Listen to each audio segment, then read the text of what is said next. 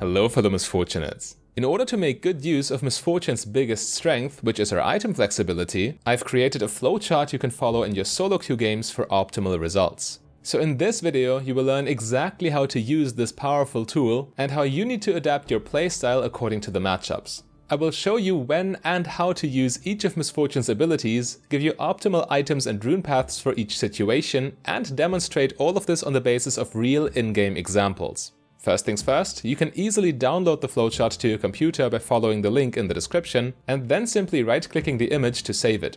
Misfortune is not nearly as straightforward a champion as many people believe. While a lot of champions in League of Legends come with unique mechanics and combos you need to master, almost all of them have very linear runes, items and skill orders that require no thinking whatsoever. Misfortune is the exact opposite. She doesn't have any crazy mechanics, flash combos or fancy dashes, but before the game starts, you need to make a true meaningful choice concerning your runes, your items and your skill order.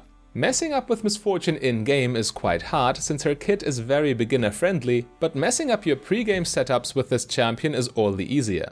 Luckily for you, this is merely a decision-making skill and the flowchart already does most of the thinking for you. And once you understand the underlying logic behind the flowchart, using it in your games will become second nature. You see, the flowchart has three possible outcomes. You either end up with Wmax press the attack and a crit build, with Emax mana immune lethality and arcane comet, or with Emax mana immune lethality and dark harvest. The first question you might be asking yourself is, where is Qmax? Isn't that the most popular skill order? Aren't lots of people using Qmax with Yomu's Ghostblade for a lethality one-shot build right now? While this statement is true and the build is undeniably effective, it is also never optimal. In lethality builds, a lethality mythic plus Mira mana will always deal much more damage than a lethality mythic plus Ghostblade.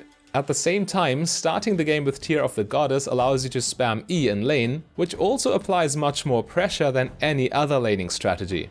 The reason for this is that Misfortune's E is a brokenly strong spell that is only balanced through its enormous mana cost. By going tier first in your lethality builds and maxing E, you can easily get a lead in lane, and then use your early burst damage with lethality to snowball the game out of control. But Phil, E doesn't even scale with lethality. It deals magic damage. When you max it, you need to buy ability power. This statement is so false on so many levels, but I get enough messages to know that a lot of people hold this misconception, so I will address it here. Yes, E in fact deals magic damage and it scales with AP, while Q deals physical damage and scales with AD. However, the amount of points you put into these abilities doesn't influence their scaling at all. There are some spells where this is not the case, such as Draven's Q for example. Draven's Spinning Axe scales with 70, 80, 90, 100 and 110% of your bonus attack damage on ranks 1 to 5 respectively. Therefore, not maxing this spell first on Draven would be outright trolling. Misfortune's Q on the other hand doesn't work like this at all. Here, all you get for leveling up is a lower cooldown, 20 extra base damage per point and increased mana cost. So all you need to do to understand why Emax is always better on lethality builds is to compare Q's rank up benefits to those of your E spell. Ranking up E also decreases its cooldown while granting 35 extra base damage per rank up, and most importantly increasing the strength of the slow by 5% with each skill point. The additional slow strength is truly a big deal, as it not only guarantees that the enemy stays in the circle for the full duration, but also allows for all sorts of combos and setups. Ironically, maxing E first makes your Q way more dangerous for your enemies, since you now have access to Misfortune's EQ combo. By laying down a ranked up E on an enemy in a minion wave, you leave them with two terrible choices. They either aggressively walk forward to get out of the circle fast, which means you can Q plus auto them in the face. This gets even worse for them when you consider that they then also directly walk into the spells of your support. Their other option is to run away, but now all you need to do is to press Q on a caster minion. With enough points in E, the minion will take enough damage from Make It Rain that it gets executed by Q, and then the enemy will get hit by a Q crit, which they cannot avoid due to E's slow. Additionally, by maxing E first, you also set up the enemy to get caught by all sorts of skill shots. This includes your ganking jungler, but also poke spells from your support, and most importantly, your ultimate. Okay, but according to the flowchart, we don't have any mana sustain when we go for the crit build, so Emax is off the table. But why don't we max Q here? Isn't it still a lot of pressure in lane? This is an excellent question, and in fact Q does provide lots of lane pressure. For that reason, we are pseudo-maxing Q when we play crit. That is, we put a point into Q on levels 2, 3 and 5 so we get maximum burst damage in lane for our all-ins. Then we proceed to max W by level 10 so we get optimal sustained damage with our crit items, and of course the synergies with our shields from Bloodthirster and Overheal. In case you don't know about this obscure mechanic, Misfortune's W movement speed passive can never be lost as long as you are shielded, even if you get hit by an enemy. This is obviously an extremely powerful buff to your kiting and chasing potential. Now before I show you how these builds and playstyles work in detail and how you actually need to play them, you must know the exact reasoning behind each of the 3 build choices. Knowing this is important for your in-game decision making, but fortunately the explanation is quite simple. The choice between W-max all-in and E-max poke really boils down to one of the core principles of playing bot lane. Have you ever asked yourself why combos like Caitlyn and Morgana, Alistar and Samira, or Draven and Pyke are so extremely oppressive to play against? The reason is that these bot lane duos greatly amplify each other's strengths. Caitlyn and Morgana, for example, are both poke-based with long-range skill shots that can perfectly combo into each other. Alistar and Samira, on the other hand, are both 100% all-in based and can kill their lane opponents from full health with one good engage. You get the idea. Anyway, this is exactly what this flowchart is accomplishing too. You play Misfortune and your support picks Nautilus? Great! Now you can take the hyper-aggressive press the attack rune page and capitalize on each hook by going all-in right away. In another game you get a support player who wants to play Xerath? Awesome! Now you just spam your E in combination with all of the poke runes while also setting up Xerath's skill shots at the same time. You simply poke the enemy out of lane, effectively not allowing them to even play the game. The result is a big gold and level advantage for both you and your support, and then you simply snowball the game out of control from there. Let's actually have a look at how such a lane phase plays out in a real solo queue example. So this game, interestingly enough, starts out by both me and my support getting caught by Lux, putting our team behind immediately. As you will see though, such a blunder doesn't even matter when you adamantly keep following your game plan as prescribed by the flowchart. Right away you begin to put on the pressure by setting up an undodgeable Xerath Q with Misfortune's E. After only 2 rotations, Lux is already super low, which forces out her health potions at level 1. Mind you, we are playing against the terrifying Lux-Caitlyn combo. Normally they are the ones who poke their enemies out of lane, but Emax Misfortune with a poke support by her side is simply way too broken. Now they get level 2 slightly before we do and use this as an opportunity to go all in immediately. In your standard bot lane this would be a death sentence, but thanks to our full poke rune page in combination with Misfortune's E, we are able to clutch it out regardless. We simply have much more early game damage than they can handle. Now what we should have done here is to push the wave into their tower and back off to recall. This would have pretty much sealed the deal and we could have locked them out of the game right then and there. Instead though, Xerath gets caught by another Lux Q. Yet we still could have retreated at that point, but we decide to fight with no items, no mana, and in Xerath's case no health.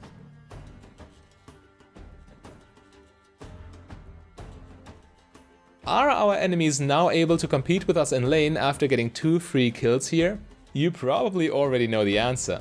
By the way, this would be a potential setup for the aforementioned EQ combo. Had either Caitlyn been a little closer or had I had more points in E already, this would have connected. So Caitlyn gets a free recall off and spends her gold, but just see for yourself how the lane phase continues. We are forced to farm under tower right now, which is always a big opportunity for a Caitlyn poke lane to get massive damage off, but even in a situation like this, Caitlyn is the one who ends up retreating with half of her HP just gone. And mere seconds later, we demonstrate the destructive synergies of Emax Misfortune on the full health Lux.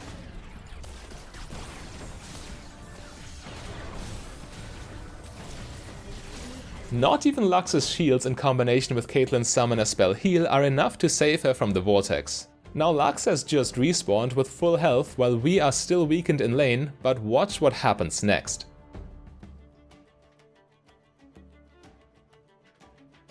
Yep, it's just gone immediately. The slow from Misfortune's rank 3 Make It Rain is enough to allow Xerath to hit all his spells for free. Had I had more HP there, I could have pressed R to kill her again right away, but in this situation, dodging the enemy's abilities to stay alive is more important. I mean, you can still make this play 14 seconds later when Misfortune's E is off cooldown again. There simply is no escape, the pressure is too high. Now we finally push in the wave, collect the first plating and take our recall. Anyway, this next sequence definitely speaks for itself.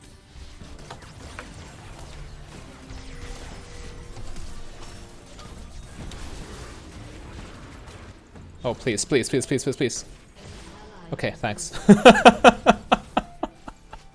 Okay, I didn't realize he was also very low. Died for the greater good. Kiana is here as well. Yeah, I know. I can't really approach. No. She flashes after me. This is why you get Swifties, everyone. Let's see if I can pull a kill on her. Spoiler, Laris couldn't. But yeah, everyone press F for Xerath's noble sacrifice, which enabled this devastating ER combo. With the Emax strategy, this is just too broken. Whenever your ultimate is up, your enemies either respect the combo or they just die. There is no alternative.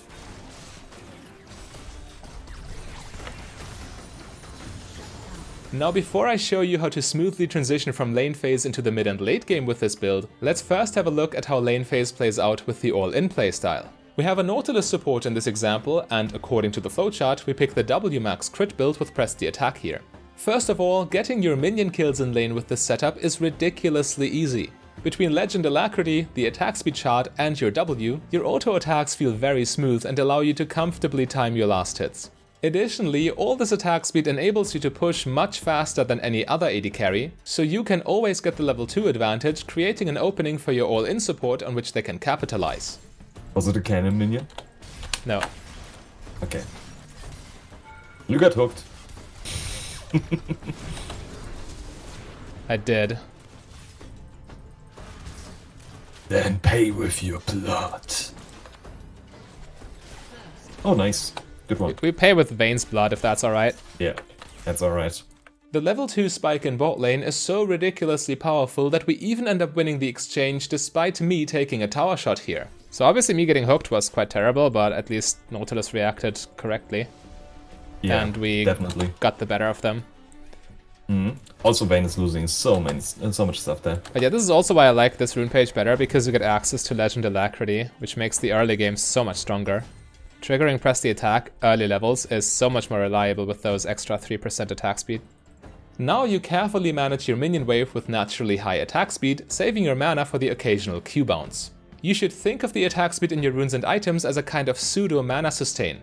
This concept is viable because more attack speed means you can reliably CS without using your spells, so you will have all the mana you need for actual fights. Anyway, you still have to be especially sparing with your E when playing this build.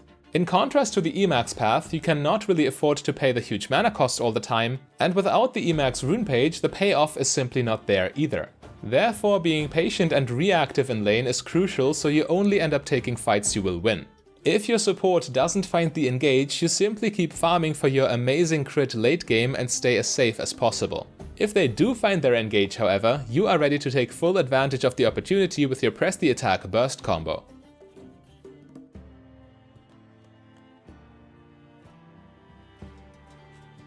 As soon as you complete your Vampiric Scepter, you are effectively autonomous and independent of your support. MissFortune uses Lifesteal very efficiently since her Q and her passive fully apply it, and now that you have access to Overheal protecting your W passive, your enemies will never be able to catch you. Even in the worst situations where you might literally be 1 versus 2, you can still reliably farm under tower and outplay the enemy with your movement speed. Anyway, in most cases your support will not abandon your lane, and here you simply keep farming until they find their openings again. If you go... Oh no, why does he engage on that? It's fine, I have ulti. Yeah, and the Thresher couldn't quite reach you, which was perfect. Even if it did, then I would have just auto-attacked. Vayne was zoned away, we had huge damage on them. So ganking in a wave, or pulling stuff off in a wave is always iffy, but I'm at a point where I have lifesteal now, and also my ulti just does everything for me. See. The rule of thumb here is you follow up with auto attacks as long as possible, and only once the enemy gets out of range do you resort to your ER combo. While this combo is definitely stronger with Emax lethality, it still packs a powerful punch with the W-Max crit build. Also just look at the amount of leeway and safety you get with a shield protected W. Nice. Is Leo on bot side right now? Yeah, she is. Good. We Herald. Any other bot laner would just have died to the Lilia gank here, whereas MissFortune can just trade flashes and walk away. Okay, now what do you do when the enemy is roaming to punish them as hard as possible? Well, step 1 is to push the wave into the tower to put the opponent behind in gold and experience. Indirectly winning the war of attrition this way is everything you need with a late game build like this. But this next move might be shocking to some of you.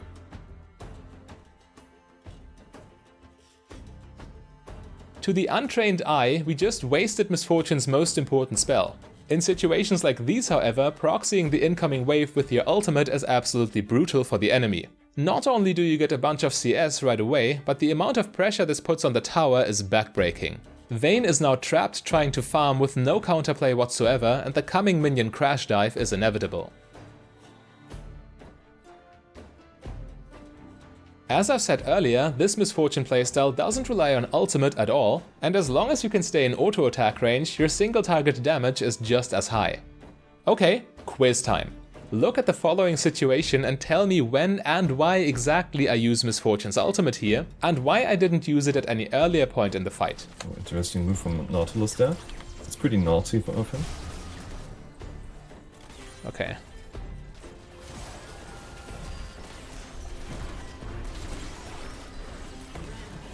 Just make sure I don't get stunned.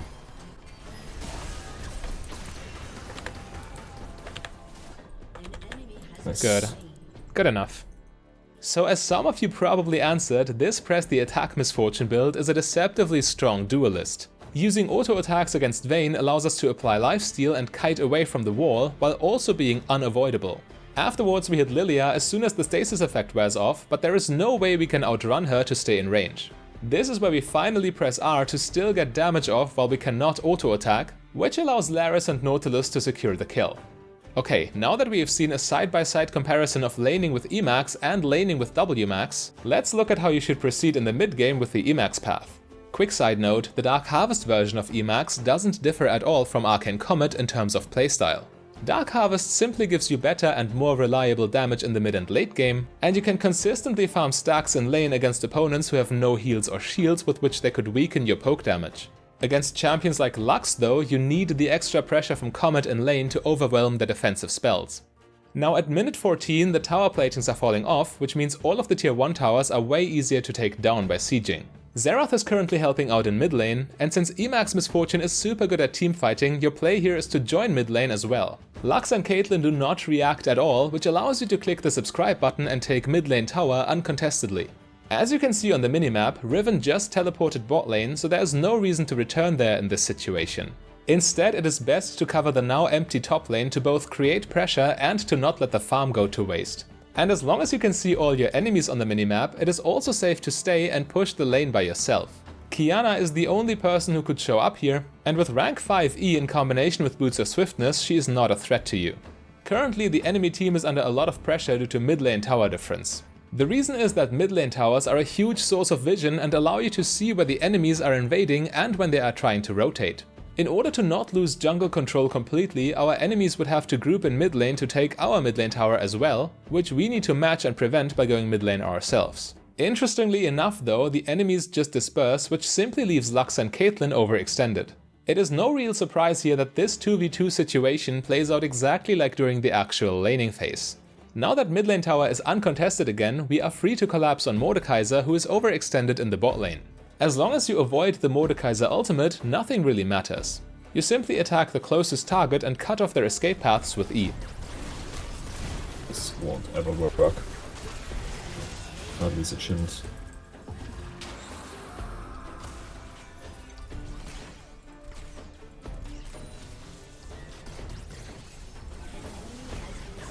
Okay. Nice. Anything else? Striga is dead. I'm gonna drop Herald in mid lane. We just schooled them so hard. Due to their neglecting mid lane, the enemy is now in a checkmate situation.